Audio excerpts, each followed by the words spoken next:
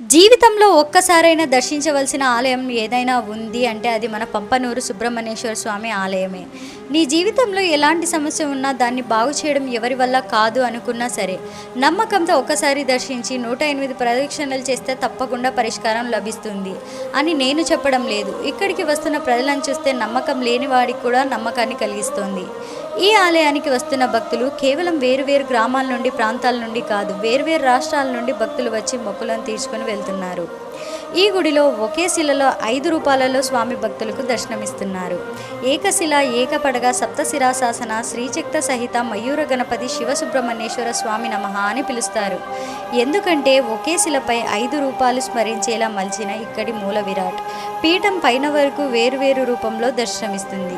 పీఠం భాగంలో శ్రీచక్రం పార్వతీదేవిలా, ఆ పై భాగంలో చుట్టలాగా నాగేంద్రుడి రూపంతో, చివరి భాగంలో వక్రతుండుడి ఆకారంలో గణపతిలాగా, మధ్య భాగం శివలింగంలా, శిరస్సు భాగం పడగ విప్పిన నాగేంద్రుడిలా దర్శనమిస్తుంది. ఆశ్చర్యం ఏమిటంటే శివుని పరివారం అంతా ఒకే విగ్రహంలో కనిపించడం చాలా విశేషం. ఇలాంటి మహిమాన్విత ఆలయాన్ని దర్శించడం మన పూర్వజన్మ సుకృతం. ఓం శ్రీ పంపనూరు సుబ్రహ్మణ్యేశ్వర స్వామియే నమః.